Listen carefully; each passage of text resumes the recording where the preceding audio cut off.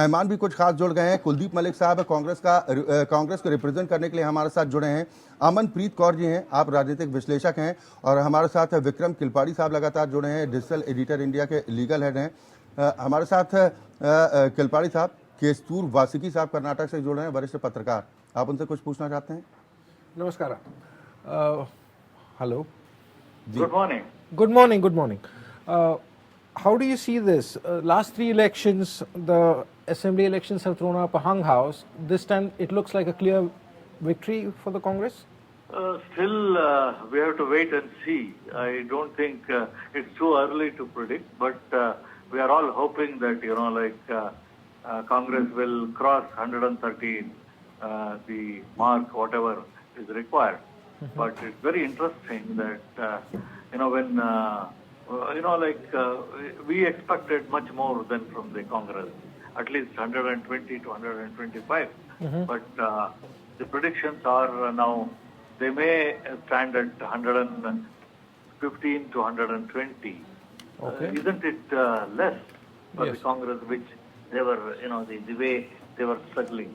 Thanks to Rahul Gandhi's Bharat Jodo Yatra, Okay. all that, the effort of the Siddaramaiah and D.K. Shivkumar, they unitedly fought this election. So what is the reason why the figure of 120 or 140, which Siddaramaiah claimed they will win, now suddenly it is 115 right now? The anti-incumbency factor, the Congress failed to exploit that reason.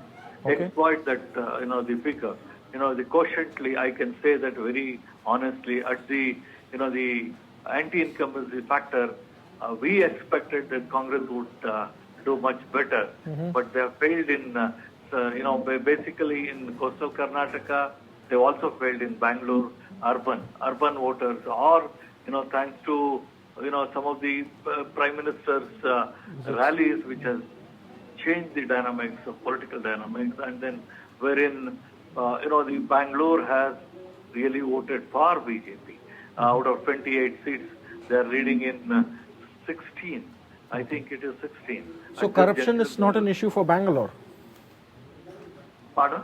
So corruption is not an issue for Bangalore city? No, nowhere corruption is not an issue. It is basically the price raise. Price raise is an issue. I went around Karnataka when I went to the especially rural areas. They only talk about price rise. Okay. Corruption is not an issue at all at this election. Despite 40%? It may be for the political party, okay, but people are affected by the price rise. So the Congress has really exploited that, and the rallies by Priyanka Gandhi Vadra and then Rahul Gandhi, Bharat Jodo, all these have strengthened. And this is going to be a change of political dynamics in the entire country. Okay. That we have to look into the aspect of what it is for BJP. But aren't you reading a little too much into it? Because I don't think so. This is going to happen because what happens after 3 months? Okay. Will there be any political, what we talk about, Operation Lotus? Will with the 25 to 30 JDS and then 77 to 80 BJP, is it possible for them? So what BJP is already talking about, the plan B. Yes, Ashok said that, yeah. Ashok and others, they are talking about plan B. But the central leadership is silent about that. But we have to look into the aspect of, the hijab or, whatever, Tipu Sultan, or other issues. It didn't really, help BJP. That is what we have to look into. Did the Bajrangbali thing work? Bajrangbali, well, all these issues, I'm saying, all the three issues. You talked about Tipu, hijab, or whatever.